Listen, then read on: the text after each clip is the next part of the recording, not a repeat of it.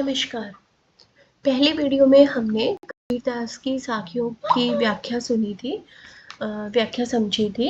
अब हम करते हैं इसके प्रश्न उत्तर। ठीक है।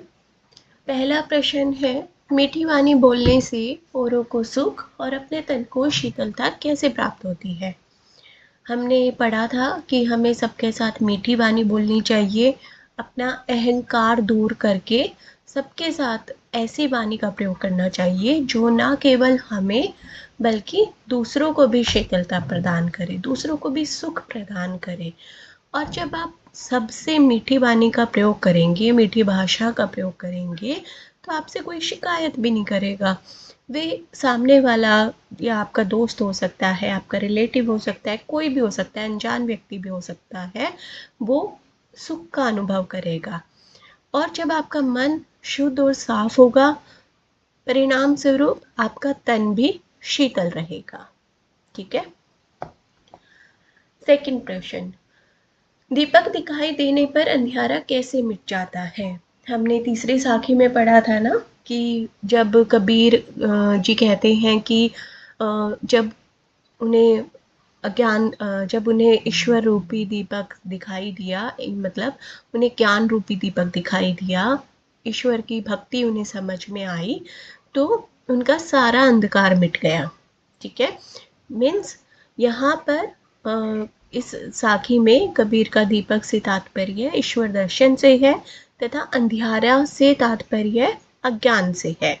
ईश्वर को ही उन्होंने सर्वोच्च ज्ञान कहा है, अर्थात जब किसी को सर्वोच्च ज्ञान के दर्शन हो जाए तो उसका सारा अज्ञान दूर हो जाता है।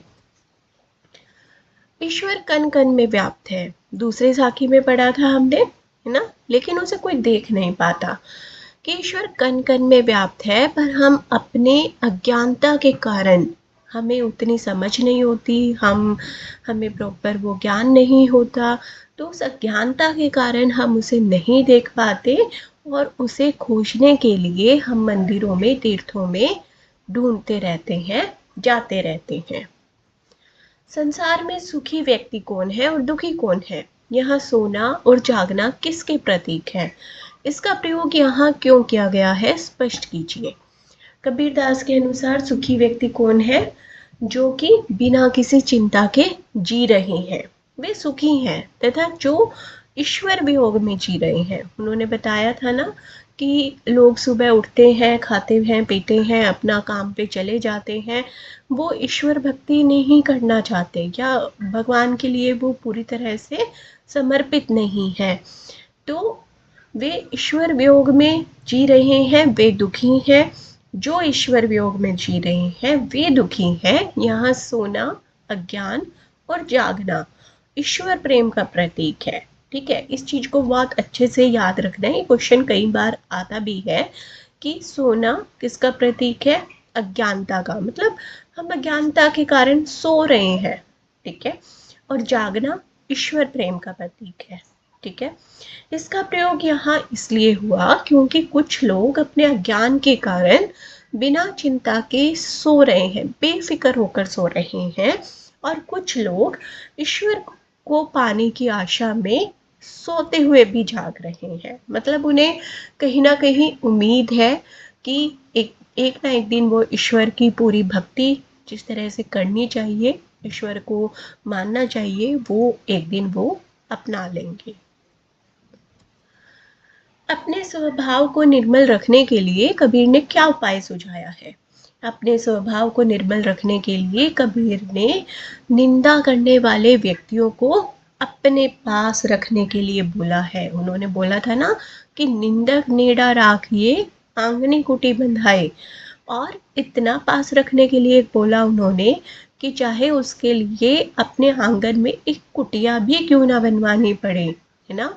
क्यों ऐसा बोला, क्योंकि निंदा करने वाला व्यक्ति जब आपकी गलतियां बताएगा, आपकी गलतियां निकालेगा, तो उस गलती को आप सुधार सकेंगे और बिना साबुन पानी के ही आप अपने स्वभाव को निर्मल बना सकेंगे।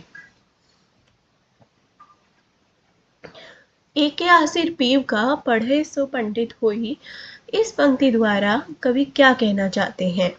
कवि क्या कहना चाहते हैं कि बेशक से हमने मोटी मोटी पुस्तकें पढ़ ली हो, हमने पुस्तकों से कितना भी ज्ञान ले लिया हो, लेकिन ईश्वर प्रेम का अगर एक अक्षर भी हमने पढ़ लिया तो किसी व्यक्ति को पंडित बनाने के लिए काफ़ी है। पंडित मतलब ज्ञानी बनाने के लिए काफ़ी है।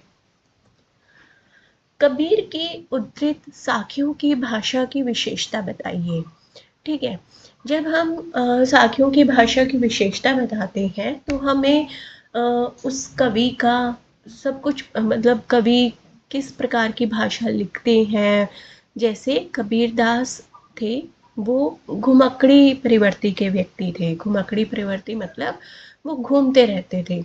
आज इस शहर में जाकर उन्होंने ज्ञान का उपदेश दिया, फिर कल किसी दूसरे शहर में चले गए, तो वो घूमते रहते थे, पूरे देश में उनका भ्रमण चलता रहता था। तो वो उनकी जो भाषा है ना वो सदुकड़ी हो गई। सदुकड़ी मतलब जैसे साधु संतों की होती है, जो कि सिर्फ ज्ञान देते हैं, जो उपदेश देते हैं। ठीक है, तो उनकी साखियों की भाषा की अगर विशेषता की बात की जाए तो उसमें कहीं ना कहीं एक तो सदुकड़ी भाषा का प्रयोग कर सकते हैं, हम लिख सकते हैं। ठीक है, और इसमें भावना की अनुभूति हमें मिलती है। जो भी वो संदेश देना चाहते हैं उसमें कहीं ना कहीं भावनाओं की अनुभूति है, रहस्यवादिता है। ठीक है, जीवन का संवेदनशील संस्पर्श तथा सहजता को उन्होंने प्रमुख स्थान दिया है। अगर आप आसान भाषा में लिखना चाहो तो आप पॉइंट्स बना के भी लिख सकते हो कि उनकी भाषा सदुकड़ी भाषा है। ठीक है, वो आम बोलचाल की भाषा लिखते हैं। ठीक है, दूसरा उनकी भाषा पंचमेल है। पंचमेल कैसी भाषा होती है? जो बंदा जैसे अलग अलग शहरों में घूम कर आया है तो हो सकता है कि उसकी भाषा में सारी शहरों की भाषा का राज्यों की भाषाओं का भी बोल सकते हैं मिश्रण हो जाना, तो वो पंचमेल खिचड़ी भाषा भी उनको बोला जाता है।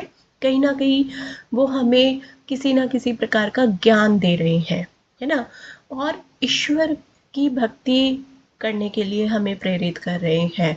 तो आप इन सारे पॉइंट्स को इन सारे चीज़ों को पॉइंट्स बना के भी लिख सकते हो। निम्नलिखित पंक्तियों के भाव स्पष्ट कीजिए।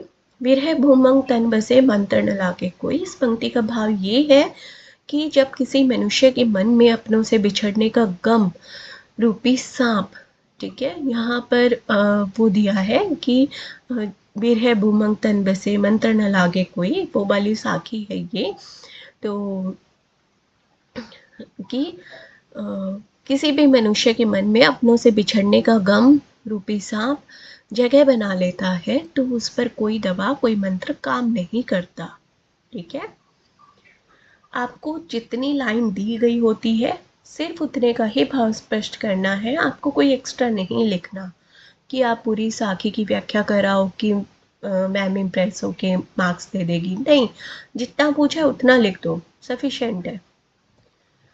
कस्तूरी कुंडली बसे मृग ढूंढे बन माही, इसमें भी उतना ही लिखना है कि अज्ञानता के कारण कस्तूरी हिरण पूरे वन में कस्तूरी की खुशबू को ढूंढता फिरता है, जबकि वह तो उसी के पास उसकी नाभि में स्थित होती है या विद्यमान होती है।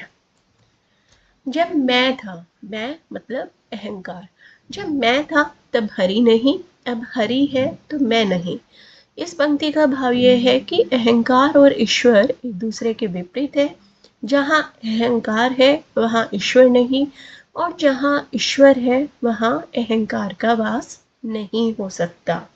ठीक है, फोर्थ है हमारा, पोथी पढ़ी पढ़ी जग मुआ पंडित भया न कोई। इस पंक्ति का भाव ये है कि किताबी ज्ञान से कोई भी पंडित नहीं बन सकता। ठीक है, चाहे तुम कितने मोटी मोटी पुस्तकें पढ़ लो, ढेर लगा के पढ़ लो, चाहे ढेरों पुस्तकें तुमने पढ़ी हो, लेकिन तुम पंडित नहीं बन सकते, ज्ञानी नहीं बन सकते।